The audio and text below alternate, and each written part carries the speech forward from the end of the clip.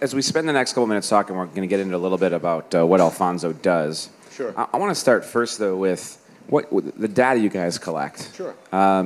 So tell us, because at the core of what you guys seem to be focusing on is the importance of understanding kind of consumer behavior, specifically as it relates to the notion of second screening and understanding the impact. So, sure. Again, before we get into kind of how you bring that to market, what's the asset that underlies a lot of what you guys are working on? So, in terms of the core of what Alphonso Inc. does and the technology that we employ to do a number of things, at the heart of what we do is understand TV audiences, TV insights. We are the biggest TV data company in that we have over 45 million devices in the United States that are recognizing what's on TV. So what that technology is called automatic content recognition. And automatic content recognition allows us to recognize the show, the commercials that are on. We identify, we fingerprint the TV, the shows and the commercials, and now we're able to target one-to-one on a deterministic manner from TV to mobile, but also, and even more importantly, show ROI.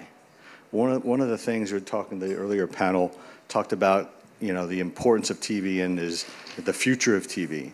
Well, I would argue that the future of TV is here right now, but it's just unevenly distributed. And what I mean by that is some of the companies, some of the big companies and media companies, in fact, one of the folks that's going to sit on the panel very shortly, Mel Burning, his organization is really, really deep in the data.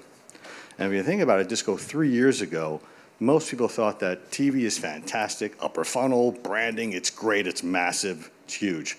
But once you start getting down to the ROI bit, that's when TV kind of like fell apart. Right. Not true anymore. Not true anymore. So now you can literally follow the path of see the ad on TV, right? Have it recognized, and now go to the store and now prove it's purchased. Right. That is gold, and that's what the big organizations are doing now. Yeah. So talk about how do you use ACR, Sure. the fingerprinting of content in smart TVs and devices. How do you take that and marry that to individuals' mobile devices, right? Because that's what you guys are doing. You're able to know that through my television set, I'm watching X, Y, and Z content. Yep. And you can marry that back to my device. Yeah. How's that possible? So on one side of our business, we have two businesses essentially, but the first business is TV Insights. Again, understanding what's on TV. So anywhere in the United States, now let's speak to the U.S. now. We're launching in the U.K. in the fourth quarter, but we'll just talk about U.S. right now. In the U.S., no matter where you are, pick a state, pick a town, pick a village, and we know what people are watching right now, right? So we index TV like Google indexes the internet. We know what's on TV in everyone's household. That's the first part.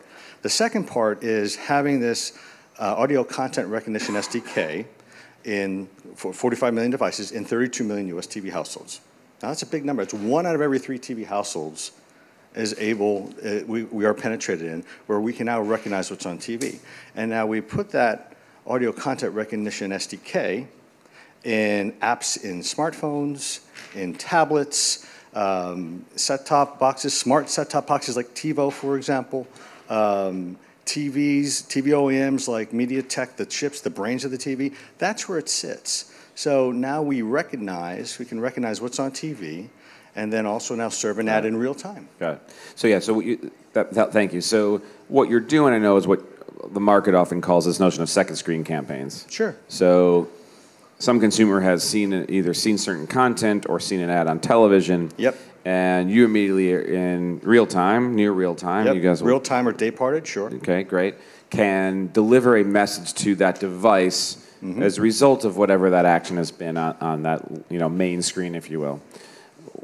Why do marketers use that? What are some use cases as to why a marketer would take advantage of an opportunity like that? So the use cases could be, number one, the ultimate mecca would be, again, to go from TV, the commercial on the TV, that wonderful $1 million creative, right?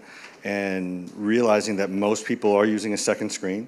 Accenture says it's like 92% of people are doing this while they're watching TV. Well, you got to think about what your reach and frequency curve looks like when people are doing this. So we are now solving the problem of connecting TV to mobile, right? We can now serve that ad right there. So now you're able to extend frequency, build reach in real time. So that's one of the first use cases. And the other use case is, again, which is Mecca, getting to the final end.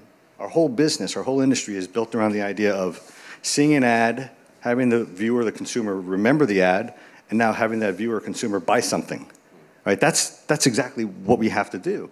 So at the end of the day, we're able to now prove that ad was recognized and watched, right? Whether it be here or here, on the phone, the tablet, what have you, and then you went to the store and bought something, or to the dealership and bought something, or an online behavior. You went and downloaded an app where we use Kachava and companies like that, or go to Subaru.com where we put an Alphonso pixel on the site, or we match their CRM data. So we're able to now prove that TV, the effectiveness of, here's the ad, I've went and bought something, prove it, and I've went to the site and bought something, prove it. That's beautiful. Now there's targeting involved where we can get really specific. So the most obvious case is, let's use Walmart, for example. Walmart commercial in prime time is on TV. Serve the old Walmart ad right now in a piece of content. That pre-roll. Do that. Easy stuff. The second one is Conquest. It's been around for a long time. People love it. Every advertiser I've ever met, every agency person I've ever met loves Conquest for the simple reason you get to disrupt your competitor and you get to feel good about yourself. You go home at night thinking that I did a really good job. The third one is pay and streaming, and that pay and streaming is really, really interesting. If you think about prime time, we talked about wonderful content. You mentioned earlier TV is everywhere. TV is just not broadcasting cable, ad-supported. It's that beautiful content on Hulu, which Tim talked about. It's that wonderful content of Game of Thrones or Transparent or Westworld, those types of shows. Wouldn't it be great to be able to serve an ad and connect your brand to that wonderful, wonderful show? Well, you can with us, with Alphonso. So we're recognizing we index all those, custom ingest all those originals, those great originals. And now when you're watching Game of Thrones or Transparent, whatever, Fleabag if you're a BBC fan, you are now able to be served an ad. And now, again, here's that customer journey. Saw the ad here this time, and now you went and bought something. Yeah.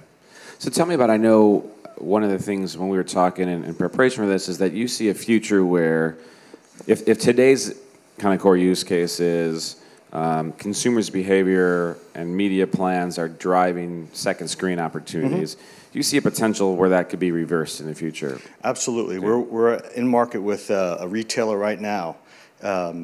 Really, really innovative stuff. If you think about the consumer journey, seeing the ad and now buying something and all those levels between it and all those paths you get there, what if you do some reverse engineering like you just pointed out? What if you start with the retailer where they have all that shopper data, where they have all that CRM data, and now you match all the viewership data that we have. Again, we have 32 million US TV households, right? And now you match them, and now you try and figure out what they've watched. So if you take a look at the bell curve of the retailers' shoppers, say that there are a million shoppers, which are the shoppers that are most profitable? The ones who come, the loyalists, the ones who come back every week, who have a large share of wallet, where that viewer, that shopper has $600, $800, $1,000 of purchases. You want to use that. You want to get to them. So we're starting with, let's identify who those are, right? And the retailer knows. Now let's realize what they actually watch. So now we match our IDs, meaning what the commercials that were watched, the IDs of the mobile devices to that shopper, same person.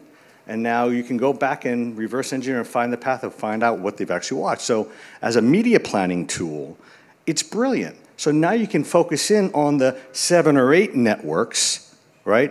Or the 2 or 3 pay and streaming shows that they watch and target them. And don't worry about the shoppers only spending $20 a year.